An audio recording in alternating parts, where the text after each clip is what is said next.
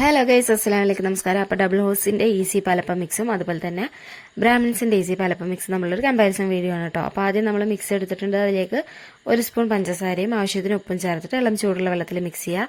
1 കപ്പിന് 1.5 കപ്പ് എന്നുള്ള അളവിലൊക്കെയാണ് കേട്ടോ. അപ്പോൾ നമ്മൾ 1/2 കിലോന് എടുത്തിട്ടുണ്ട്. പിന്നെ ചൂടുവെള്ളം എന്ന് പറയുമ്പോൾ ഇളം ചൂടുള്ള വെള്ളം തന്നെ എടുക്കുക. അല്ലാന്നുണ്ടെങ്കിൽ ഇത് നമ്മൾ നൂൽപുട്ടിനും പത്തിരിക്കൊക്കെ മാവ് വാട്ടിയ പോലെ ആവും. എന്നിട്ട് മിക്സിയിലിട്ടൊന്ന് അടിച്ചെടുക്കുക. അപ്പോൾ 1 മണിക്കൂർ കഴിയുമ്പോഴത്തേനും ഇത്രയും, അതുപോലെ 2 മണിക്കൂറൊക്കെ ആകുമ്പോഴത്തേനും നല്ലോണം പൊന്തി വന്നിട്ടുണ്ടായി കേട്ടോ. നന്നായി പുളിച്ച് കിട്ടുന്നുണ്ട്.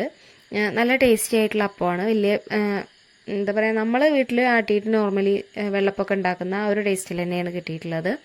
പിന്നെ പൂ പോലുള്ള അപ്പം പറഞ്ഞാൽ നമ്മൾ ഉണ്ടാക്കുന്ന പൂ നന്നായാൽ അപ്പം നന്നാവും.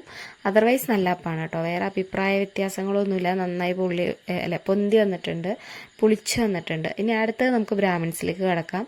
ബ്രാഹ്മിൻസിൻ്റെ ഈസി പാലപ്പം മിക്സ് ഞാൻ ഉണ്ടാക്കുമ്പോൾ എനിക്ക് വന്നൊരു മിസ്റ്റേക്ക് എന്താണെന്ന് വെച്ചിട്ടുണ്ടെങ്കിൽ ഉപ്പും പഞ്ചസാരയും ഞാനിത് മിക്സിയിലും അടിച്ചതിന് ശേഷമാണ് ഇട്ടത്. ആ ഒരു ഇത് എൻ്റെ ഭാഗത്ത് നിന്ന് വന്ന മിസ്റ്റേക്കാണ്.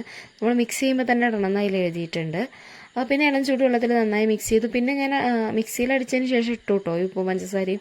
പക്ഷേ കമ്പാരിറ്റീവ്ലി അത് പൊന്തി വന്നതിൻ്റെ അവർ പറഞ്ഞ ടൈമിനേക്കാളും കൂടുതൽ ടൈം എടുത്തിട്ടാണ് പൊന്തി വന്നിട്ടുണ്ടായിരുന്നത്. വെള്ളപ്പം വലിയ കുഴപ്പമൊന്നുമില്ല. കമ്പാരിറ്റീവ്ലി ഡബിൾ ഹോസ കുറച്ചും കൂടി നല്ലതായിട്ട് എനിക്ക് തോന്നിയത്.